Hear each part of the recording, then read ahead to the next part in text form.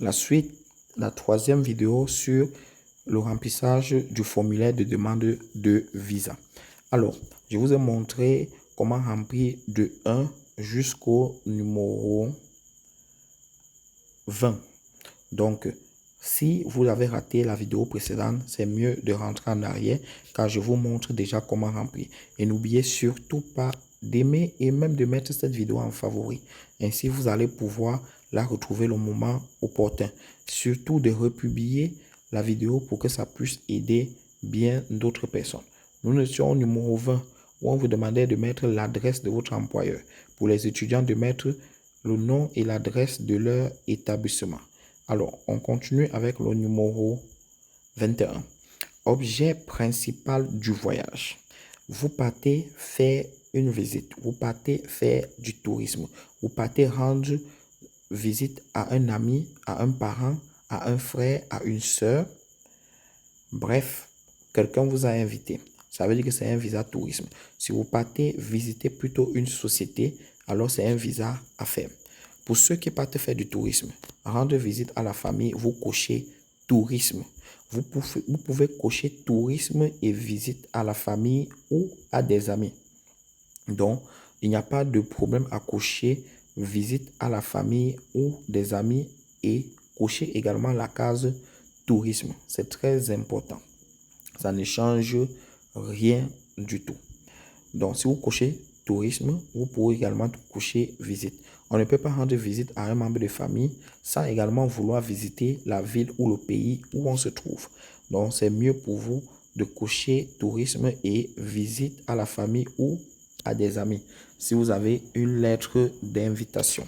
Maintenant, si c'est plutôt une société qui vous invite pour les affaires, pour pouvoir visiter la société, pour pouvoir étudier soit un probable protocole d'accord, en ce moment, vous allez cocher affaires. Donc, pour le reste, ce n'est pas à préciser parce que ce n'est pas ça qui nous intéresse. Ce qui nous intéresse ici, c'est visa, tourisme ou affaires. Au point numéro 1, vous cochez. Bon, maintenant, si vous partez pour les études, ce n'est pas ça qui nous intéresse, transit. Nous parlons du visa tourisme ou du visa affaires. On continue avec le point numéro 22. Étant membre de destination, où est-ce que vous allez? Si je pars en Italie, je vais écrire en ce niveau Italie. Cependant, le point numéro 23, c'est très important. Le point numéro 23, étant membre de la première entrée. Alors, si je suis en train d'aller en Italie et que j'ai pris le vol Bruxelles Airlines, ça veut dire que mon état membre de première entrée, c'est la Belgique. Puisque Bruxelles doit d'abord s'arrêter à Belgique et c'est même où on doit me taper le cachet d'entrée avant que je prenne l'avion qui va m'amener en Italie. Donc, en ce moment, je dois écrire plutôt Belgique à ce niveau. Parce que c'est mon premier pays étant membre de l'Union européenne où je vais atterrir.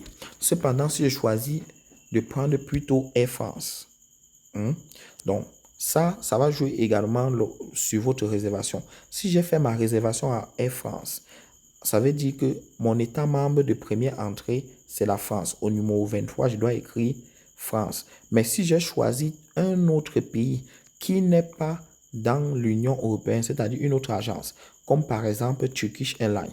Turkish Airlines ne fait pas partie de l'Union européenne, donc je n'ai pas besoin de mettre état membre de la première entrée. Je n'écris rien là-bas. Si j'ai pris Ethiopian, si j'ai pris Air Sénégal, je ne mets rien parce que le numéro 23 dit qu'on doit indiquer plutôt un pays de l'État membre de l'Union européenne ou du Schengen. Là, c'est ce qui concerne le numéro 23, donc c'est très important. Si je prends Air France, je dois mettre là France. Si je prends Bruxelles Airlines, je dois mettre là Belgique. Si mon avion part directement en Italie, je mets Italie. Mais si je prends Air Sénégal ou Turkish Airlines ou Ethiopian Airlines, je n'ai rien à mettre dans le cadre numéro 3 parce que ils ne font pas partie. L'escale qu'on doit faire ne fait pas partie de l'Union européenne ou du Schengen. Ok, on continue. Le numéro 24. Nombre d'entrées. Vous demandez un visa de combien d'entrées? Si c'est une seule entrée, vous allez cocher la première case. Si c'est 2 entrées, vous allez cocher la deuxième case. Si c'est entrée multiple, vous allez cocher la première case. Je profite également pour expliquer cela. Lorsque je demande généralement un visa de tourisme, on me donne un visa à une seule entrée. Ça veut dire que je ne peux qu'aller une fois et je rentre directement dans mon pays. Généralement, si on me donne 2 entrées ou plusieurs entrées, ça veut dire que la période où on m'a donné, la période de mon visa, valide de mon visa, je peux faire aller et retour de mon pays à ce pays sans problème. Je prends un exemple. J'ai demandé un visa de 3 mois pour l'Italie et on m'a donné multiples entrées ou bien entrées multiples ou 2 entrées. Ça veut dire que j'ai la possibilité de partir et rentrer dans mes délais de visa. Je peux partir et revenir comme je veux. Mais généralement, lorsqu'on demande un visa court séjour, c'est une seule entrée qu'on nous donne. Ça veut dire que si je rentre, même si je rentre une semaine après, je ne peux plus entrer avec le même visa, puisque c'était une seule entrée qu'on m'a donnée. Voilà. On donne généralement entrée multiple lorsqu'on a un visa long séjour. Le numéro 25. Durée du séjour ou du transit prévu.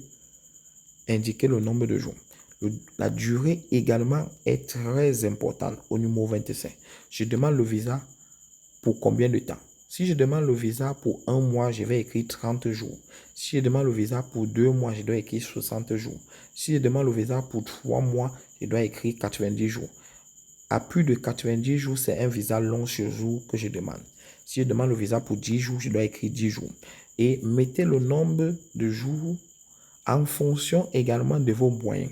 Ça veut dire que ça ne sert à rien que si je n'ai pas assez d'argent dans mon compte, je ne vais pas demander un visa de 2 ou de 3 mois. Si je sais que je n'ai pas beaucoup d'argent dans mon compte, par exemple, si j'ai 2 millions dans mon compte, je ne peux pas demander un visa de 90 jours. 90 jours, c'est énorme pour avoir uniquement 2 millions dans mon compte. C'est un exemple que je suis en train de prendre. Donc, voilà, en ce qui concerne le numéro 25, c'est de préciser le nombre de jours de votre séjour sur le territoire européen. Alors, nous sommes au numéro 26. Au 26, visa Schengen délivré au cours des 3 dernières années. Au 26, si j'ai eu le visa durant les 3 dernières années, je dois préciser. Mais si je n'ai jamais eu de visa, moi, je vais cocher non. Moi, par exemple, lorsque je demande le visa pour voyager en Italie, je coche toujours oui parce que durant les 3 dernières années, j'ai eu à demander le visa. Et je dois préciser la date de validité. C'était de quand à quand. Je dois préciser. Et si vous avez oublié la période, mieux n'est pas préciser parce que vous pouvez mettre une date et ils vont vérifier dans leur base de données. Ils vont voir que vous n'avez pas mis la date exacte. Ça peut créer un petit frein. Donc, si vous avez oublié, vous pouvez laisser. Ils ne vont pas fouiller. Mais si vous maîtrisez durant les 3 dernières années, alors vous mettez la date de quand à quand. On ne tâtonne pas à ce niveau. Bien, on continue. 27. Empreinte digitale relevée précédemment aux fins d'une demande de visa Schengen. Si on a eu à relever vos empreintes digitales, vous allez préciser. Mais si c'est la première fois que vous demandez le visa ou c'est la première fois qu'on prend vos empreintes, il faut préciser parce que si vous demandez le visa tourisme, ce qui est sûr, c'est qu'on va prendre vos empreintes. Mais si on n'a jamais pris, vous cochez non. Si on a déjà pris vos empreintes pour une demande de visa, vous cochez oui. Oui. Si vous vous rappelez de la date, vous allez également noter à ce niveau lorsque vous allez cocher oui. On se retrouve pour la prochaine vidéo. Je vais continuer à expliquer parce qu'elle est vraiment très longue ce formulaire. Il est vraiment très long ce formulaire. On se retrouve à la prochaine vidéo. Cliquez ou écrivez suite pour que je puisse publier la vidéo suivante.